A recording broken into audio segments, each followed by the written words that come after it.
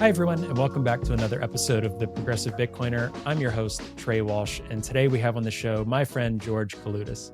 Now, George used to work for CoinDesk and was the resident Bitcoiner over at CoinDesk and used to do so many different things at CoinDesk and is such an amazing writer and has a lot of interesting thoughts on Bitcoin in our world. So I was really excited to get him on the show and have a good conversation and just hang out in this episode because I love talking with George, and I hope you all enjoy this episode as well.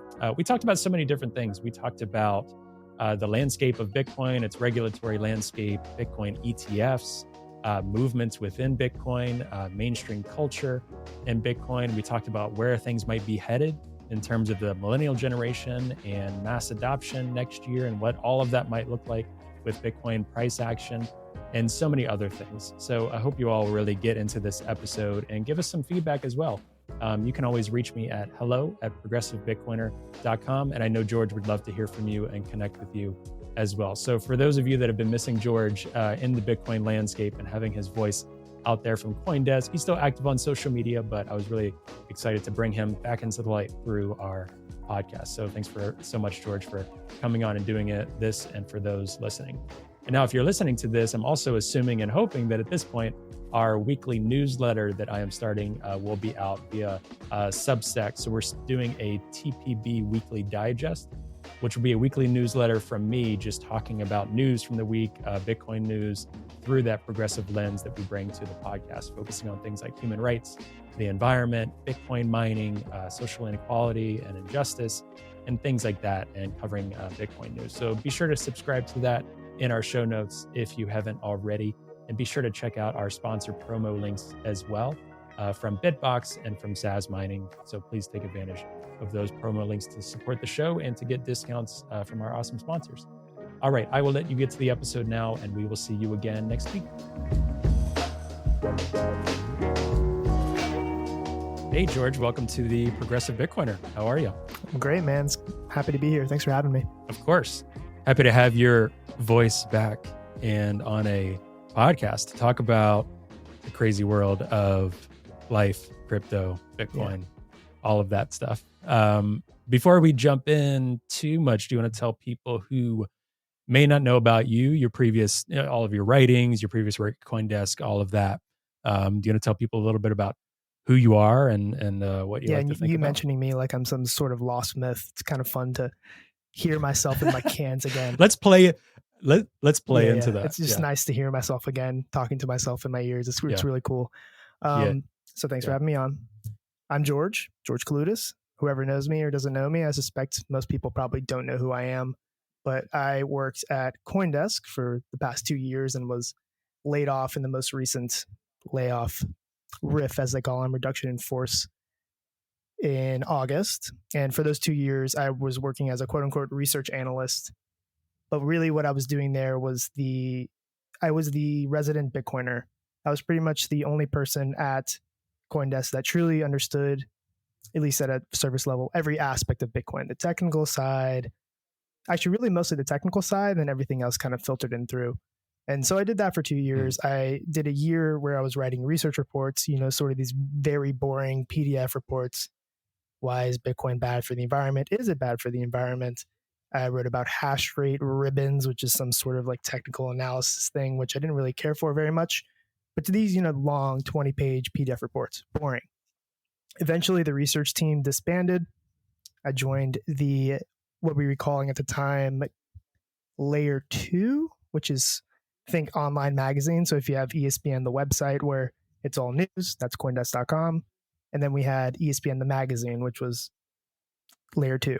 I was writing opinion pieces, had a newsletter, did all that, wrote about Bitcoin, lots of good fun. And it ended, unfortunately. Prior to that, I did 5 years of investment banking, working for big finance, if you will. And that's sort of where I am now. And so now I'm on a podcast with my man, Trey. That's awesome. How does it feel to, I know we've been messaging back and forth, and it's not like I was joking with George, for those listening, right before the call, that last time I feel like I saw a visual of you, you had like shorter hair. Now your hair's longer. And I'm just imagining that you just emerged from like Yeah. a cave and you've just been sitting with your I've been thoughts. sitting with my thoughts. I mean, you haven't been totally in the dark. I know you've kind of hinted here and there. You've been trying to work on some other stuff and writing and things like that. So, I guess I get a bit cutting to the chase. What has life been like post Coinbase, post being so CoinDesk. steeped? Both because you're Coin. What did I say? It's okay. Oh my gosh, we did that CoinDesk. when we worked there. Honestly. Yeah. That's so funny. I was thinking about those Coinbase ads that have been coming out recently. Yeah, they actually are. But being so immersed in crypto land, Bitcoin land, all of the landscape of that in the US, both professionally and probably personally and passionately, just kind of putting your all into it, day in and day out. So being in that for a couple of years and then being out, what has that been like? I think this is something we might end up touching on a little bit more later, but I think it's been very refreshing to be able to step away from the craziness, because there is a huge information overload that you have to sift through when you're doing the job in quote unquote crypto, especially crypto media, because there's a lot of noise. That's the classic thing people say: try to find the signal in the noise. Doing that is a full-time job, and that was what my full-time job was. Getting away from the crypto world has been, as much as it sucks to lose your job and to lose income, it is very, very, very nice to realize that what felt like life or death every single day in crypto world, as crappy as it may sound, it's not really the truth when you get out into the real world, right? It's still this small little niche part of the universe. And it's not big yet. Sure, it's going to get big. That is, I think, an important thing for a lot of people who are in the space to actually recognize, is that although we have quote unquote won a lot, probably exceeded expectations of any single person, even Satoshi, it's still really small. The other thing I've realized is there's actually two things here. There's a lesson that's not, Bitcoin related or political related, or sort of a life lesson, is that getting laid off, while it sucks, may not be the worst thing that ever happens to you, man. And if you can actually say that, and I can say that, you may be able to say that. Other people that I know who have gotten laid off have been able to say that. People who, like my dad, who was laid off years and years ago, he could say that. That is a profound blessing of being really an American, that we could live, get laid off, and it not be the end of the world. It's kind of a crazy thing. We have social safety nets. And that, again, I'm on the Progressive Bitcoiner show right now, so I'm saying these things that progressives like. But it's nice to have those things available to you still. And I'm lucky enough to have a wife who has a job, all that good stuff.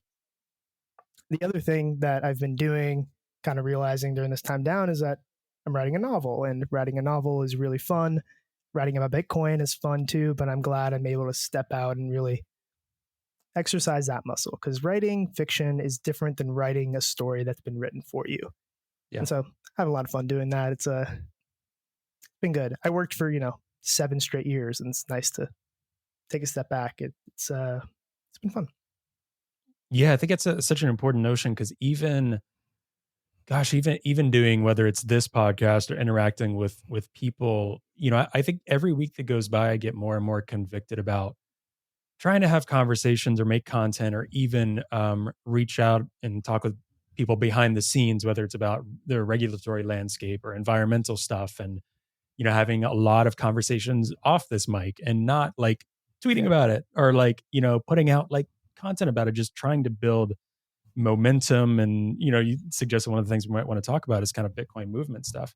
One thing I'm constantly checking with and talking with my wife and friends about is like, hey, that sentence I just said, did that make any sense to you? Or is that just this like Bitcoin Twitter bubble? And a lot of times, just even the most basic of things, it's like taking a step back and communicating in different ways. So that's been an interesting challenge for me, is trying to get more and more focused about talking about things in really plain ways, and not in simplistic ways that like someone can't just like Google about Bitcoin or something like that, right? But just having a conversation about, is what we're talking about being incorporated and can be incorporated into like the real world? Do we sound like real human beings talking to each other right now?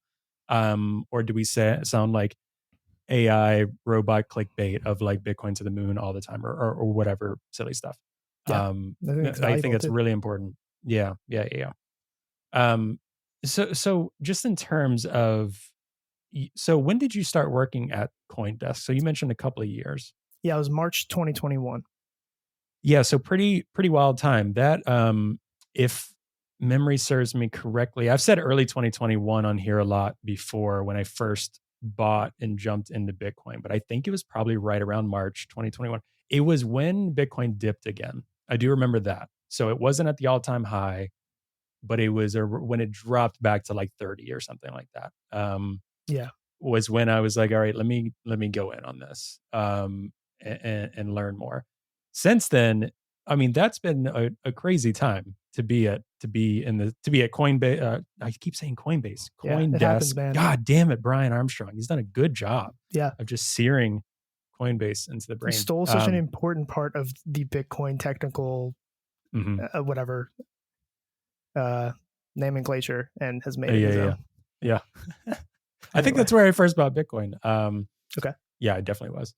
But anyway, just being at CoinDesk, writing and thinking in the space, that has been a wild couple of years. Like, how do you reflect on everything that's been happening in Bitcoin during in the past couple of years and then going forward? Yeah, the last 2 years, we talk about, or people talk about, the price of Bitcoin going parabolic someday, the price of all cryptos going parabolic. And I think the level of sophistication, and I hate using that term because it's used in finance to talk about people who are allowed to invest in certain things and the people who aren't, but the level of sophistication has grown so quickly. My story in Bitcoin is that I've kind of been around for a while because my dad introduced me to Bitcoin way back in the day when I was I just got my driver's license, man. I wasn't concerned about hard money or anything. But that was, dark web days and things like that. And it's grown a lot since then. The last 2 years have been crazy from the aspect of just it growing, and the fact that politicians talk about it either politicians talk about it to gain favor one way or the other, right? You can say you're against Bitcoin, you get whatever sect of one party happy, and then you say you're for it, and you get the other sect of the other party happy about it. It has been, honestly, anyone who says with a straight face that they could see how quickly Bitcoin was going to grow from just a narrative perspective in the past 2 years is probably lying to you. It was unfathomable when I joined that so many people I knew would actually, they were probably asking me about Bitcoin and crypto because number go up, but so many people were asking me about it, where, the 6 years prior where I knew what Bitcoin was, I don't think I had a single person ask me what Bitcoin was. Yeah. So just the level of, other than, people I worked with in banking who were making fun of me for it, those same people 3 years later in 2021, 2022 were asking me genuine questions about it. And so it was a really cool time to get into it and really see it come to the forefront, become a mainstream conversation, right? It's not the conversation, but it comes on the platforms for some political parties, and that's kind of cool. Yeah.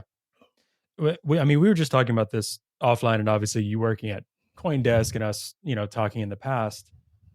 What do you see as, because this podcast and my focus is Bitcoin, but I was just telling you, like, I don't get up in arms a lot with if someone owns ETH or if someone talks about other things, right? The things I typically get up in arms about when people say something's decentralized and it's not, or when a project says something but it's a scam project, or when someone wants to regulate something in some way and take advantage of someone, or criminal enterprises like SBF. Like, those are the things that I'm like, come on. I mean, people should have should really think about these things. But Sure. For you, working at CoinDesk, just thinking about the landscape, when you think about things people hear and, separating Bitcoin from crypto and all of this, like, what importance do you place on that?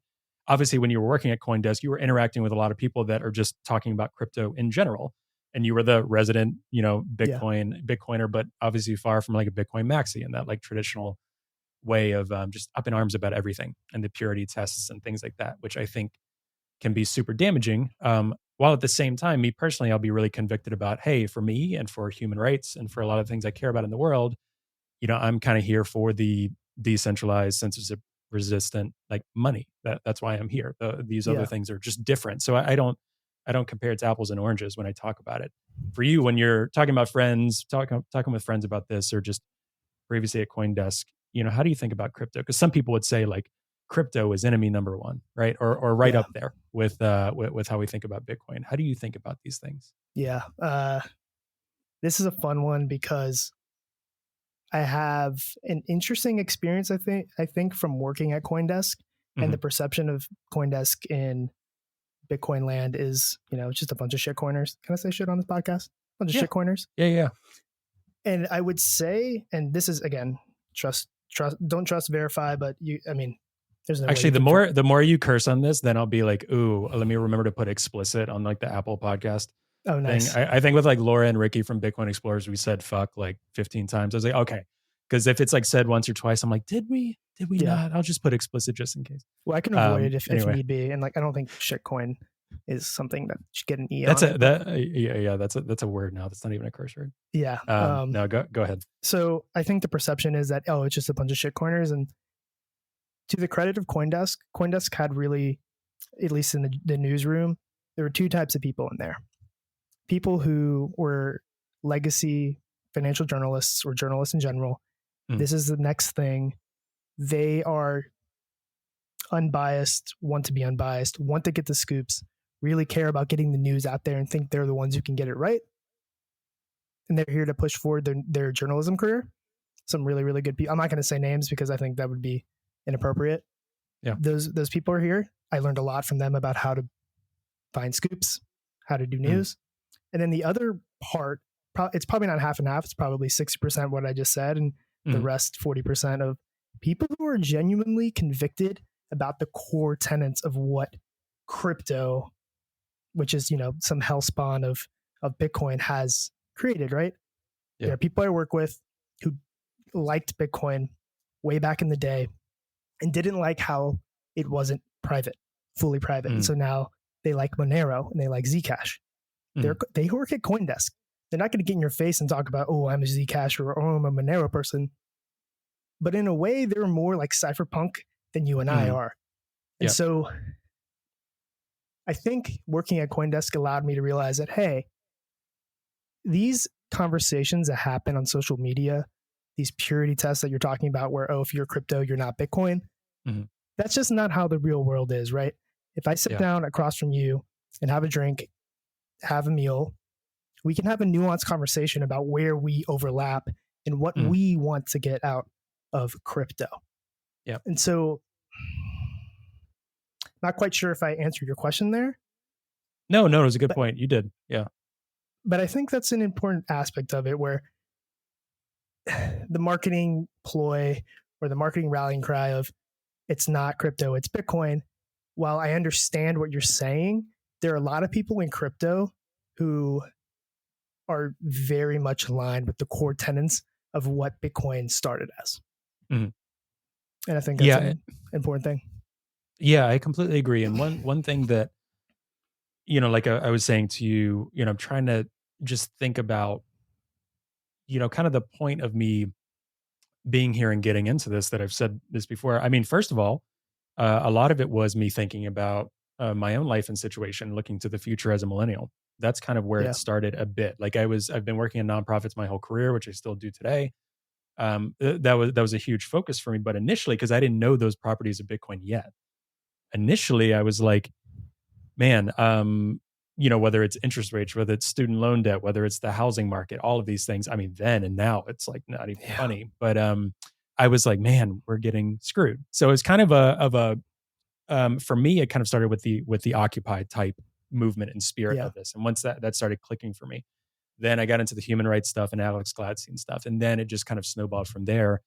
And I'm like, oh my gosh, like all of these ways that we've wanted to make change before, like our generation, I think Bitcoin can help us out in a lot of ways and bring about, as a tool for a lot of these things that we'd want to do without overstating that, being realistic on it. But also, sometimes I kind of underestimated it as well with Bitcoin in general. Sometimes, I kind of went to like, oh my gosh, it fixes everything.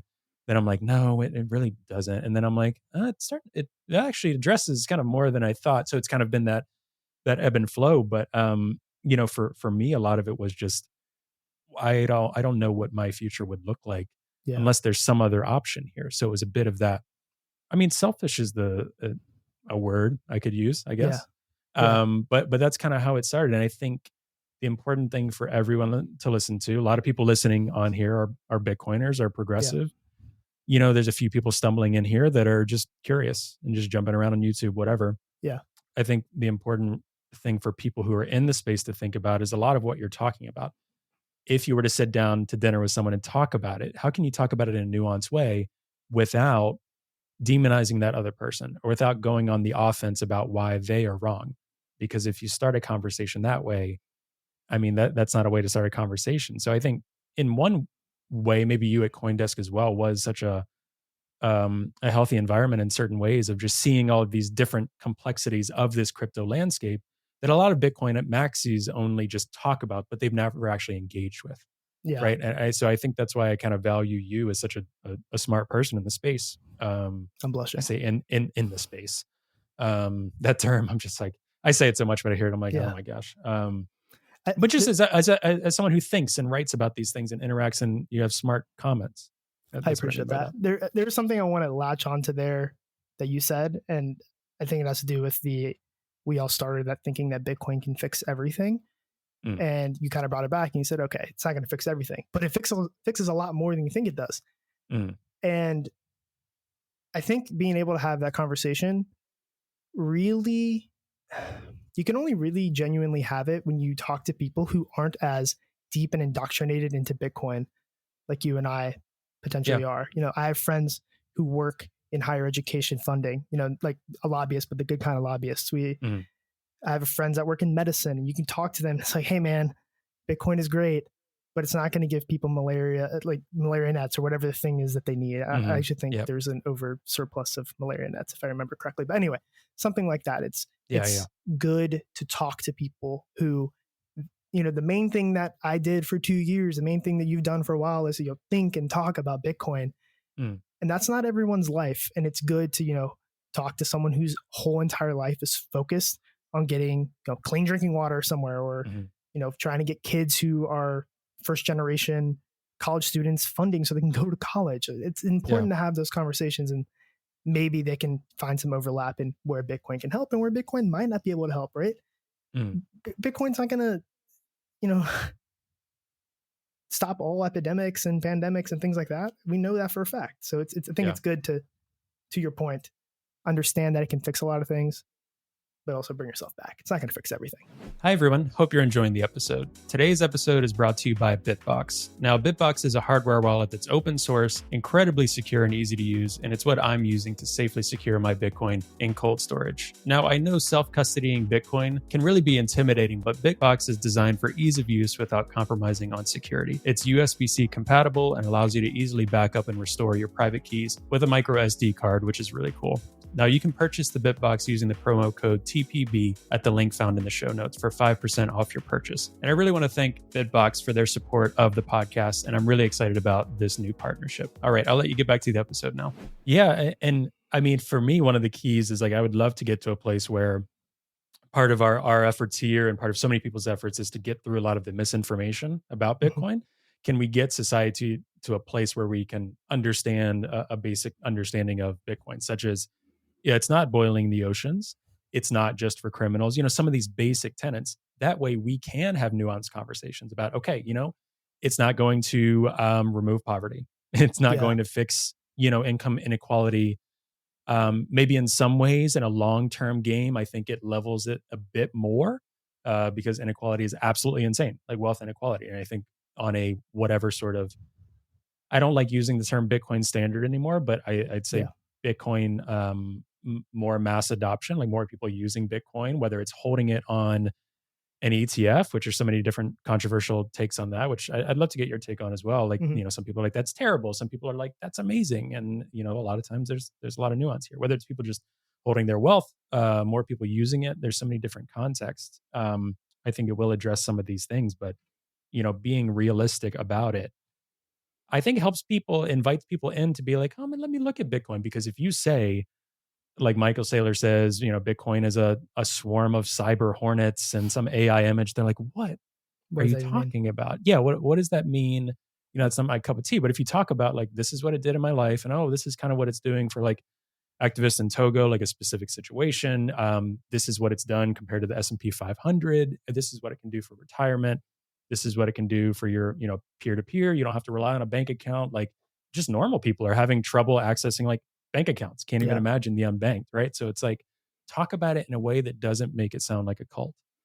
That's kind of a place to start. And I had to sift through the cult stuff. Like when I Yeah. first got in, it was 2021. It was the height of Bitcoin toxic maximalism. Sure. It's kind of been coming down a little bit. I had to sift through that, and I'm glad I stuck through with it. But a lot of friends I've known haven't, and we can't just say, just push through that, whatever. Let's talk about it in normal ways. Yeah, I agree with that. And you Yeah. mentioned the BlackRock ETF, and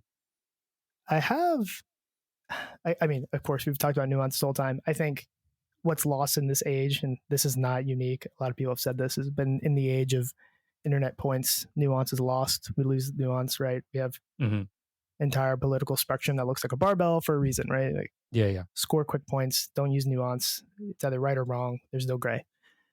And so my nuance here is that selfishly, it is the Bitcoin ETF is good for me. I have access to bank accounts. I have a 401k. I have an IRA. I have access to every single. I can get a mortgage. I can probably get a personal loan. Right. This is not me like me bragging about my credit score, but like I am fully banked. I have Bitcoin in my quote unquote portfolio. The ETF is good for me. I believe that the Bitcoin ETF will bring more people to Bitcoin. I believe it'll make the price go up eventually. Right. It has to. It simply has to. It doesn't make any sense that this isn't financial advice, but it'd be crazy if it made the price go down. Anyone else who needs Bitcoin for the access to banking, right? The universal access to basic finance, I do think that it potentially hurts them. In that, and I might be wearing my tinfoil hat right now, but the system that exists now, which has led to whatever amount of unbanked people, underbanked people we have in this country and across the world, exists because of this system. This system, the system's largest player is BlackRock. BlackRock is a $10 trillion asset manager. They're going to be playing in the game. I may not, again, it might be so cynical to say, I don't think that they're going to come in and fight for the little guy, fight for the unbanked, fight for the underbanked, because all they want to do is continue making money. For someone who's already in the system, someone like me, great. It's awesome that Bitcoin number go up. But I think there's a world in which BlackRock, I'm going to use the word co-ops, but I don't mean that, co-ops Bitcoin in a way that serves their purposes. Today, Jamie Dimon said that if he was the government's, I think that's what he said, if I was the government's, I would shut it down. He's talking about Bitcoin. That one of the most powerful people in all of finance, in all of banking, and he thinks we should shut down. He was talking about crypto, but he thinks we should shut Bitcoin down. Does Larry Fink, the CEO of BlackRock, does he think too differently from that?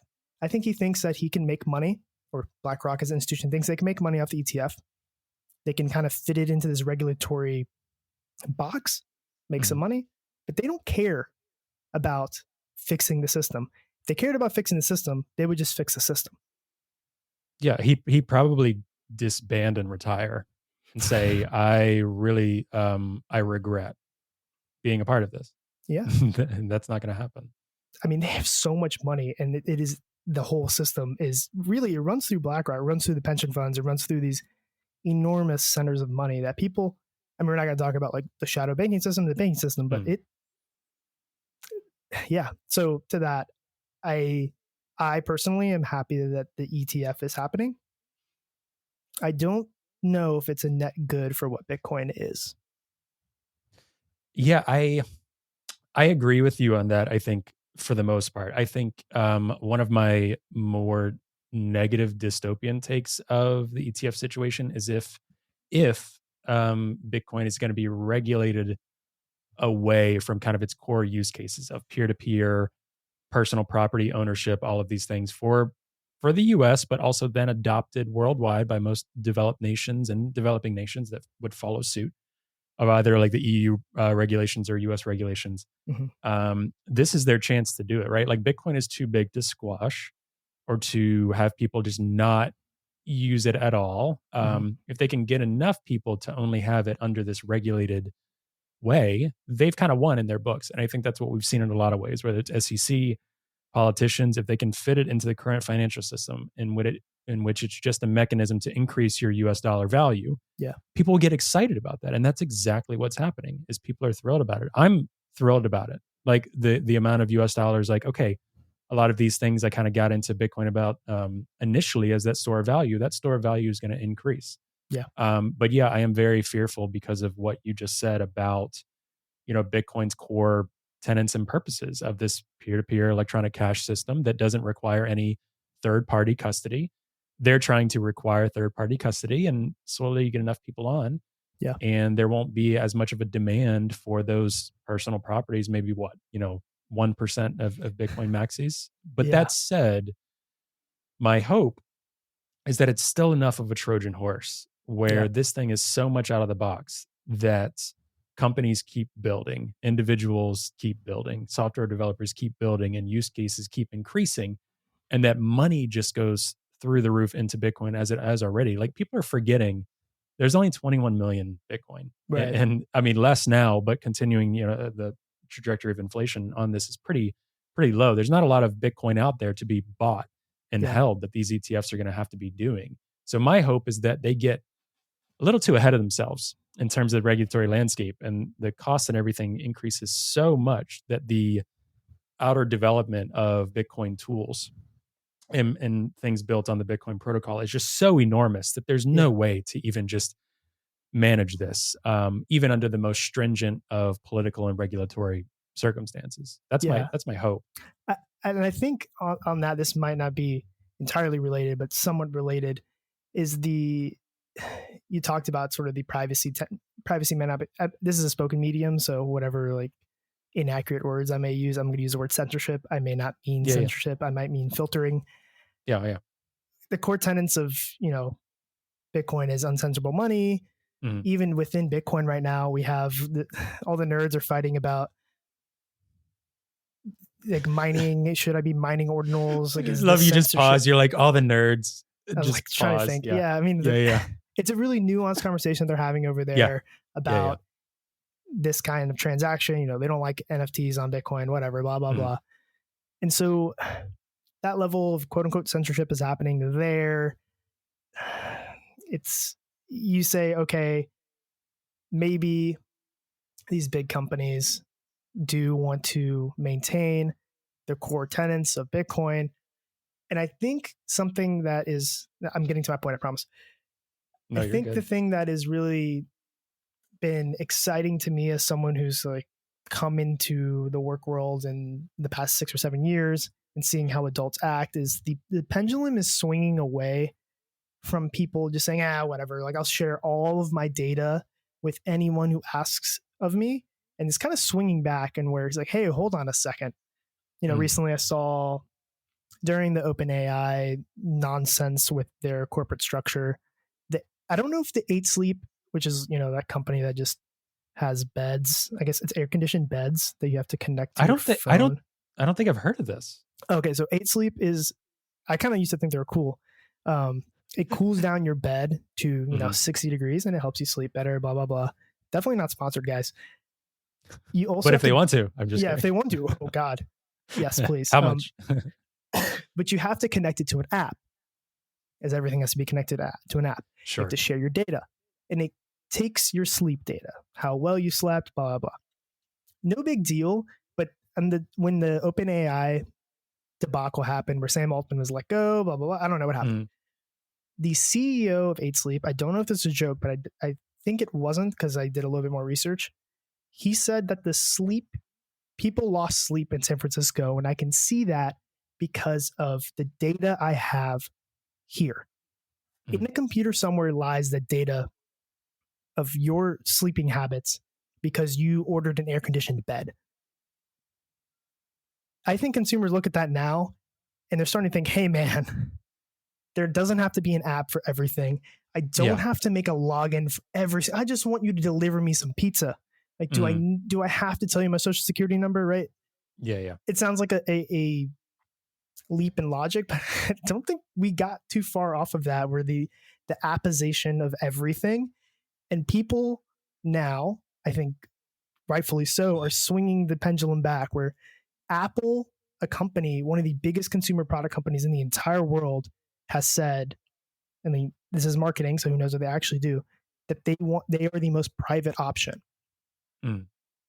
Great. Steve Jobs liked to say that we don't do market research because the market doesn't know what they want. We know what they want, and that's kind of baller. The Tim Cook Apple knows what the consumer wants, and they pedal to that. So if the consumer wants privacy, I think it's a great thing that, the populace, the people, are kind of swinging away from the share everything. And so, to your point, maybe these big companies will continue to build on Bitcoin and keep the core tenets alive because people, the people, capital P people, are swinging back away from, just sharing everything and saying, please save me, Mr. Corporate Man, Yeah. And I maybe Apple is a bit more secure than the other major players, but obviously my ringing point would be like, not really. I mean, they're like private, but there's so many other options that are actually easier to use, are easy to use, just as easy to use, that are focusing on things just like that. But yeah, I think, so much of it, it's interesting in talking with you and having you on the show. I kind of knew and left it open-ended for a reason, because I'm like, there's so many different things we could talk about and touch on. But I think so much of what we face, just similar age. I think some of the things I've heard, I think we think about some of these things similarly as well. And what we're really looking at, and is really exciting, is, it's, I don't know if it's cliche to say, but there's just generational change, right? So even you talked about crypto before, there is a reason that people started to look into crypto, even if they didn't land on Bitcoin, or there's just a general mistrust of these systems. There's a general like, F you, like you've said this over and over again, Mr. Politician, Mr. Bankman, whatever, and nothing is changing. Nothing has changed. We're going to take it from here. We're going to take and run with it. And I think in general, if we can more so understand, that's where a lot of us are coming from. And I've had this conversation with people recently, even like, in our neck of the woods, and just this progressive camp, it's, we can talk about like environmental issues and climate activists and things like that without cringing or without like shitting on them. But some of them and friends of mine, I'm like, listen, you've been doing this time and time again, and it's not really changing. Let's start to look some other solutions. But I consider them allies, like fighting the powers that be. And I think if more Bitcoin maxis, more whoever, can see that so many of these different camps, that doesn't mean you agree on everything, but just see, what we're really fighting and who we're really fighting and who we're really up against. And I don't mean in some sort of like dystopian, like the world's ending tomorrow. I just mean over a long enough time, like things have been getting kind of like shittier and more covert ways since the 70s. It's pretty great for that generation. And then it's been slowly going downhill. It's not looking too great on a long enough time horizon. That's what we're trying to chip away at. And that's the side we're on here. Yeah, you bring up the environmentalists, and I think a lot of Bitcoiners think that they're fundamentally opposed to each other. But in reality, the root of what these people talk about are the same thing, right? Yeah. You say the powers that be. Yes, they are doing bad. We can do better. Let's do better. Yeah. Yeah, we might not agree how to get there, but perhaps when they realize that the money's messed up, then it's okay that we spend energy on it, right?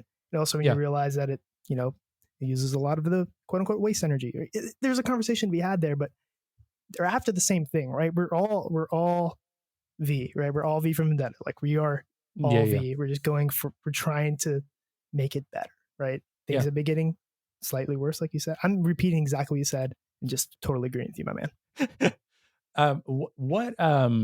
one thing I've always been mystified about is, and it's funny, I have a couple of other friends that are similar to yourself that write short stories, write novels, and are really focused on that. And I love talking to writers, but sometimes I also find it challenging because thinking like I've always been really jealous. I can't write fiction. I'm awful Oh, I don't know if I at can either. I'm trying.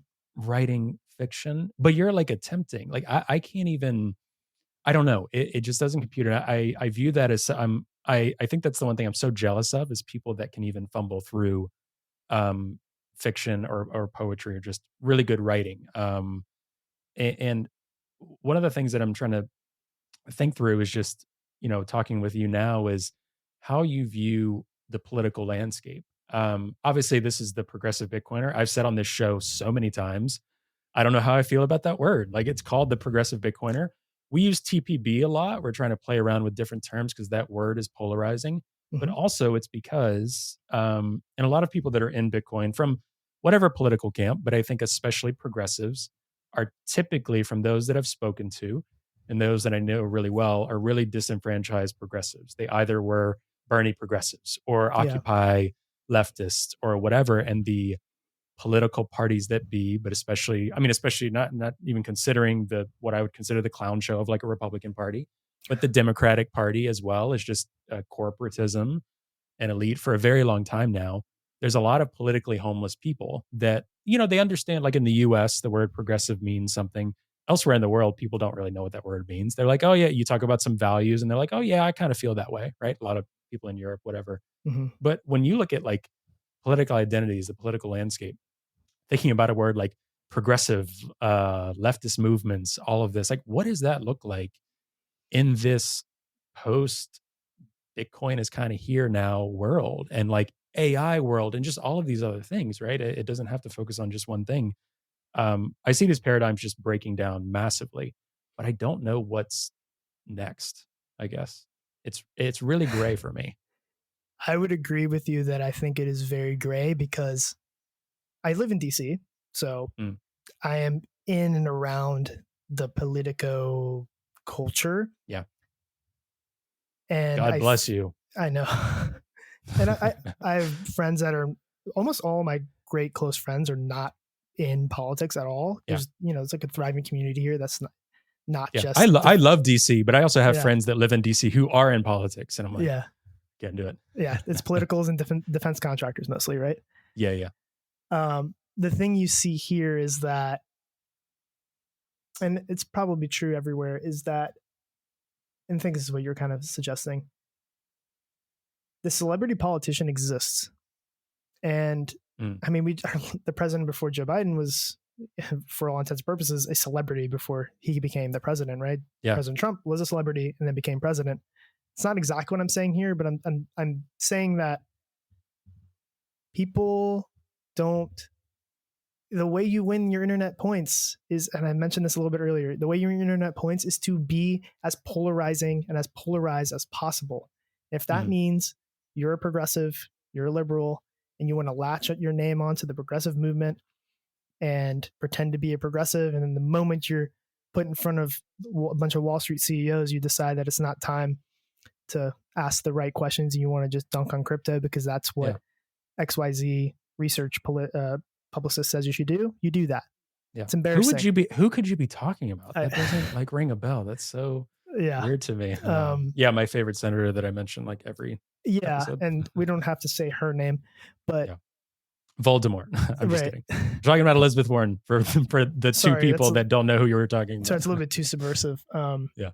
I'm kind of stumbling through this because I'm trying to be careful with what I say, in that the thing I like about, this might be going to tangent, but the thing I like about Bernie Sanders, I wouldn't even say I'm even close to what do they call themselves now? Democratic socialists. Yeah. Yeah. I think for I a while now that's the term he used more on his campaign trail at the time. Yeah. and so I don't think I really align with that. I mean, it'd be hard for me Mhm. to actually say that. I'm pretty like capitalistic, if you will. Yeah. At least he's been consistent through it Mhm. all. Yeah. And when it came to time to yell at the people you're supposed to yell at from the platform that you were elected Mhm. on, at least he did that. And I don't think this. Dude, you know why? I have a theory. Go ahead. It's because he's like from Brooklyn and he doesn't give a shit. Like if you're from Brooklyn, you're like, I don't care what people think about what I have to say. This is my feeling. Like he's a deep rooted individual. I've always given him credit on that.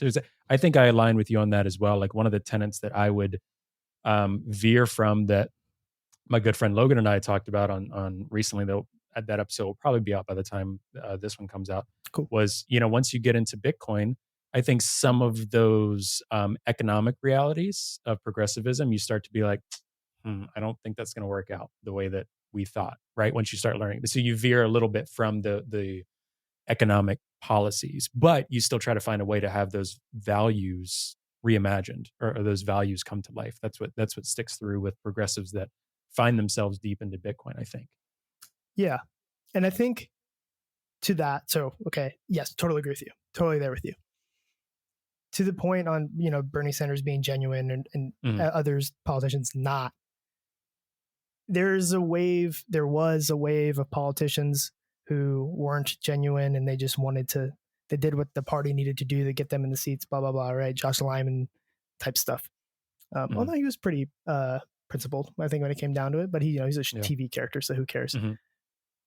I think there's a new wave of these young politicians who've come out and feign being genuine. I'm not going to even call out names here.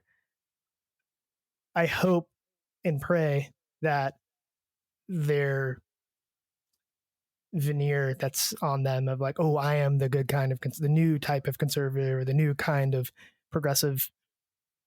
I hope and pray that we see through that as a society. I think we will. Is that what it looks like in the post-Bitcoin world? Maybe. Is it because of Bitcoin? I'm more skeptical of that. I would love to hear if you think it's because of Bitcoin or if it's just because people are tired of bullcrap. I don't think so. I think, I think people need to remember, and a lot of folks know this, but I don't know, like it's really clicking for me in this moment. Like, why did Bitcoin happen? It's because of the events that were happening in the world. Like, yes, it was a lot of eCash and different cypherpunk movements that were building for a couple of decades before that kind of built and the pieces fit together just perfectly. And Satoshi found a way to do that with kind of pre-existing things. But then it also was spurned at a particular moment in history and time. So it's like, is Bitcoin causing these things to be, the structures to start crumbling and this and that? No, I think it's a piece in that story. And I'm such a believer in, I don't know if it's a pseudo philosophical camp. I wouldn't say it's really a philosophical camp, but kind of sociologically, like charismatic leader and those individuals thrusting history forward, whether it's like Jesus of Nazareth, Gandhi, like these different individuals, Martin Luther King Jr., Nelson Mandela. Satoshi's on that list, and I don't want to be like cheesy and cliche with that. I think there are different moments, and Bitcoin is kind of thrusting forward what already was there and building. So that's kind of how I view it. And then Bitcoin is actually just that tool to keep us fighting against power that we already know is eroding, fighting against politicians that we've known for a while are lying and are not in good faith because they're just trying to get reelected. And they don't even know it sometimes, but that's the game. Like, politicians were not meant to be a career. That was not, part of me is like, who gives a fuck about the founding fathers and what they thought? But also the founding father, like a lot of early congressmen, leaders didn't go there. They would go for 2 years and then they'd go back on their farm and work. Like, it was not a noble position. It was like, you serve your duty and then you go back to whatever you were doing. Like Abe Lincoln, I think he served like 2 years in Congress and then went back to Illinois and like did his lawyer thing and lived in like a 1-room whatever apartment for like a few years until they pulled him back to run for president. Nowadays, the world looks completely different and society's kind of billowing in so many fronts, and Bitcoin's kind of here as a tool. Sure, I think that's perfectly said, and adding anything to that would really just downgrade what you just said. I think we're at a precipice of point where people are pissed off. We're pissed, and we have this tool. We're going to go use it in the same way in 08 and 07 people were pissed. Yeah, that's my hope, and that's what's happening. I hope it happens on the grandest scale possible, while revolutionary violence is at the lowest possible outcome. I think that's and again, I don't want to just let's clip this and make it some like clickbait thing of like revolution and Bitcoin. It's more just like, I mean, there are a lot of things happening around the globe, things Yeah. happening within our nation that are just billowing and building. Mhm. And I hope there's not a collapse of systems, whether it's like financial systems, social safety net systems, like government debt. There could be at some point. I don't think it's imminent. I hope there's not. Some Bitcoiners hope there is, and I'm not one of those people. Yeah, I don't think the falling apart of our entire societal structure is good. Yeah. Even if we think society sucks, even if we think that the government sucks, even if we think that the economy sucks, them completely falling apart just to be rebuilt again, Mhm. that's not the way to do it. It doesn't there's so much pain attached with burning structures down and rebuilding them. Yeah. And so I hope that there's not a complete meltdown to your point. Yeah. One thing I find us naturally talking about now, and I keep saying Coinbase, so I'll go back to it, is the we were talking about the Coinbase ads recently that are focusing on like millennials. And I mean, for me, just me personally, whenever I see like millennials are finding blockchain, like I just hate that word. I hate that this just mumbo jumbo. And a lot of Bitcoiners have subbed in like, oh, Bitcoin at the end of that ad when actually it said like Coinbase or something like that.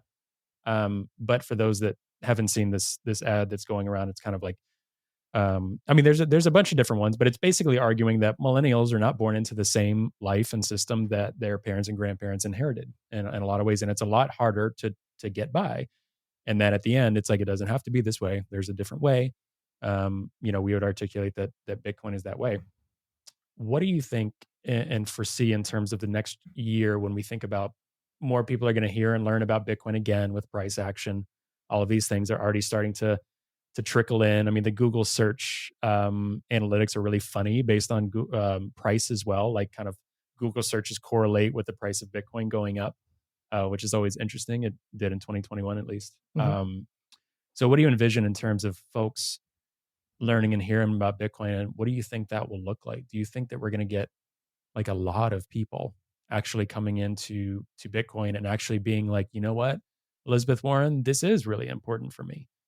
Or do you think we're still a ways out from people being willing to like vote on those type of things or really care about having it to use and spend at retailers, or really, wanting to have a good amount in their 401k or their personal cold storage, things like that? What do you see in terms of the next phase of potential mass adoption? Or do you think we're still a ways out from that? I think we're still a ways out. Mm, Only, again, I could probably be wrong because I talked about this, parabolic growth earlier. I could be wrong. I still think that there's a level of complete systematic subversion that's buried into Bitcoin that mm, even our most excited individuals aren't too excited about, if that makes sense. mhm, Um, to your point about this Coinbase ad about how millennials are all mad about the system and the system we've inherited, I think that there's a lot of good energy that goes into that from mhm, millennials. We are angry, we are pissed. We got this system from really our parents didn't do anything really to change. I know that sounds so mean, but like, mhm. they kind of just perpetuated the system. Like, oh, Yeah, yeah. people went to college, you go to college, and that's how you get your good job and you do your thing. Mhm, Generation before that, and I guess kind of the one before that, post war, they're the ones the great generation, and they built some stuff and changed some structures around. mhm, And yeah, it's a structure we have now, but we have a chance to. I know it sounds so cheesy, like you're suggesting, but we have a chance to do something mhm. big. And so I think with our generation being pissed off, being excited about making change, being potentially a golden generation sometime in the future, this upcoming bull run or post ETF world, people will take a more serious look at Bitcoin. Mhm. I still think that as great as this generation is going to be one day, we still have so many biases that are put into our heads from social media, from, there's right, there's wrong, there's no Mhm. gray.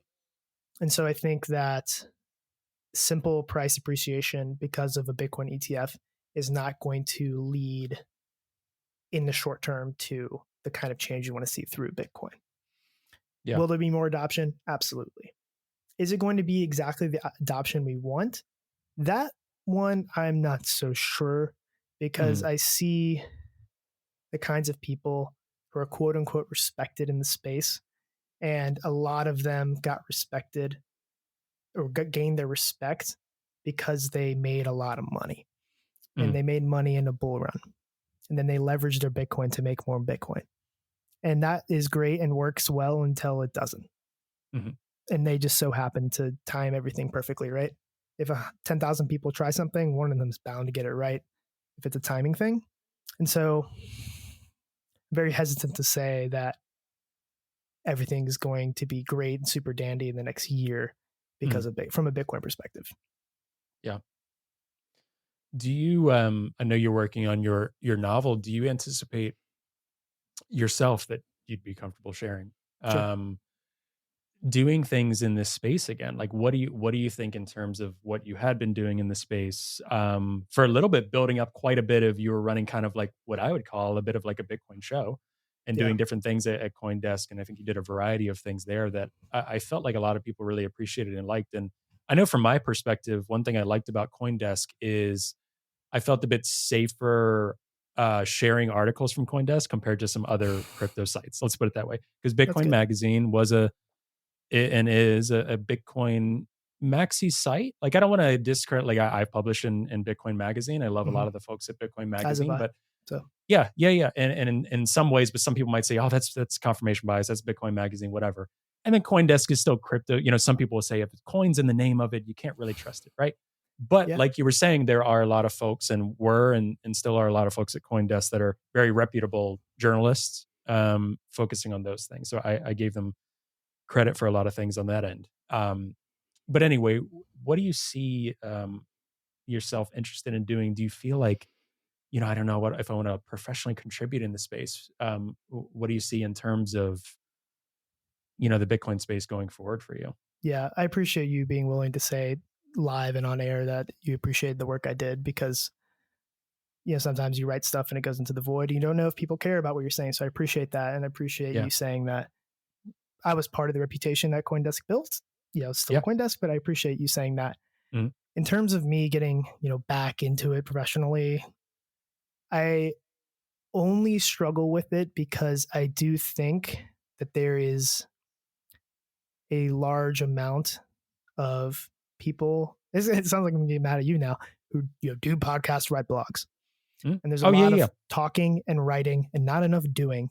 And on one hand, as someone who, I believe I am someone who has a good nuanced voice and who can cut through the bullcrap, I should be in the space, you know, trying to help cut through it. However, still perpetuating the idea of, like, okay, I need to get clicks on this, so I need to maybe make my title this, and maybe I don't say this sentence this way, and maybe I shouldn't piss off this Bitcoiner because of this Bitcoiner.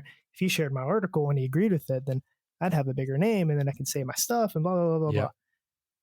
And so I think for now, I would say that going back and doing exactly what I was doing before, which was writing, you know, opinion pieces about Bitcoin really and how it fits into the broader landscape, I don't think there's necessarily a need for George Kaloudis to be doing that. Only because I think there are so many voices out there, and it's so hard to find good people like you, Trey. Again, it's not like I'm pandering to you, but there are a lot of podcasts out there. There are a lot of people who write about Bitcoin. I used to take in a lot of that content, and I wouldn't say that most of it is good. And so do I want to be part of the cacophony? I don't for now. That's my answer. Final answer. And I appreciate that. And I think, you know, full transparency, I think about that a lot, because there's a joke, oh, do we need another Bitcoin podcast, another crypto podcast? And one of the things that, you know, I inherited this endeavor, Mark Stefani, great friend, started this back in December 2021, took a step back for so many different reasons, but there's a time and place for everything. And some people are just like, I need to take a step back from stuff. I wanted to help with this podcast. He was like, do you want to host it? I'm like, I don't know. Like, I want to see this move forward. Like, there needs to be more like left voices in Bitcoin. Yeah. Hopefully at some point there doesn't need to be, right? It won't be like a thing to talk about so much. So I had to think, is this going to be something that can be different? And I try to think about that, but not in too much of a way to where I'm so in my head that I can't like be present with a guest. or that I think too hard about like, no, I need to get this perfect guest at this right time. And you just don't act. Like sometimes you just need to do. It's this fine balance. But I think about it a lot. And the only reason I wanted to do this is because I think it can be something different in the space. But also, I've said on here, I'm like, I am a white dude running a Bitcoin podcast. We do need to see a bit different folks coming in. So the least I can do is try to share stories of other people that don't look like me and don't talk like this in this avenue. But and for the people anyway. who've made it this far through my bumbling, stumbling answers as I jump around everywhere, I would say, for whatever my opinion is worth, is that what you're doing is actually different and is actually important. Bitcoin has, for better or for worse, has been a conservative-minded movement through its first decade. We don't have progressive voices. You know, the resistance money guys are doing great. You are part of that counter conversation to, you know, the libertarian right, and that is an important piece of the puzzle. I wouldn't have agreed to come on this if I didn't think this was important. I wouldn't have agreed to get out of my cave with my long hair if I didn't think what is happening here is really important. And I wish you guys the best. That is not what I was doing at CoinDesk, and that is personally why I wouldn't probably go back to CoinDesk, you know, unless I really need healthcare and some money. Because healthcare is that's a whole nother topic. Because healthcare runs through corporations in this country, and that's good and bad depending on how good the company you work for is. Anyway, progressives know about that more than I do. Well, I really hope. I mean, first of all, I'm excited to see and keep talking with you about how we can bring your novel to life, and to see you doing that. And I think another important point that you didn't really mention explicitly, but that folks want to mention, it's kind of funny. It's come up with a lot of guests about like, one guest even said like, Bitcoin helped me, or just having some flexibility with Bitcoin helped me actually do and live the life the way I wanted to. And it wasn't like I selfishly try to get as rich as possible, but it's more like it expands horizons. And one of the things that you mentioned was like, okay, doing some of that, also learning about some personal finance stuff, people benefit from that individually by hopefully having more money to have to stress about these other things less. And Bitcoin has performed really well against some other things. You were laid off. That creates other opportunities. I was laid off. That creates opportunities. You know, so there's these different things. But I think in general, almost every guest I've had on has also had a moment where they're like, at some point, I just kind of realized I want to be doing what feels right for me. And if it's, you know, this Bitcoin venture, great. If it's taking a step back, great. Whatever that is, really focusing on that. And I think our generation is pretty focused on that. You know, our generation cuts through a lot of the bullshit of like, no, boss, I'm not going to stay until like 8 just cause what? Like, no, this is work. What are you talking about? Or whatever. I think we're cutting through the bullshit. So in a lot of ways, Bitcoin cuts through like the financial bullshit, and the way millennials and especially Gen Z and other generations live is cutting through the other bullshit of like, you have to listen to this authority, or you have to just vote for this politician because they're the color that you like of this like blue and red system. You have to listen to this authority, you know, all of these things. I think those days are coming to a close as well in a good way, I hope. Yeah. I think I saw a little small movement right before. I mean, now we're bull market, so everyone starts a bull market, so everyone talks about price. Just before, in the past like 6 months or so, I'd say, there's been quote unquote a movement where being a Bitcoiner didn't mean you were a blogger or a podcast host or you worked in Bitcoin. It meant that I am a dentist, I am a plumber, I am a HVAC guy who just likes Bitcoin. And that is fantastic. And I think that is very, very hopeful. You're ending on a hopeful tone. I will also end on a hopeful tone, because I think after the price goes crazy and whatever happens after that, there will be more dentist, plumber, HVAC guy Bitcoiners, and that's great. George, we I don't know if we talked about several of the things that I said we were going to talk about, and that's okay, because I just wanted to chat with you because I think you're great. I think a lot of other people think you're great and would be excited to hear from you on this podcast. Before we close, I'll do the classic. If people want to follow along with whatever your random thoughts are on the day, which I enjoy your Twitter. I don't want to boost your ego too much, but like I enjoy it. You know, or whatever else, if people can kind of keep in mind, you know, I think, I don't want to put words in your mouth, but I feel like your passion is writing. whether it's because some days you like hate it so much and it's just torture, or some days it's euphoric and you think you're the best. I know what that's like to write and feel that way. So where can people follow along and find you? Man, I'm active on Twitter. You know this. On Twitter at GCKALOUDIS. Find me there. Follow me. DM me. I'll probably respond. If you at me, you'll definitely get a response out of me, especially if you're nice. If you're mean, probably catch a block, and that's okay. But that's where you can find me. Well, thanks, man. This was fun. We'll do it again. Hopefully your fans enjoy it. You're big fans. Great fans. Awesome. Thanks so much, George. We'll do this again soon. Yeah, man. See you, Trey.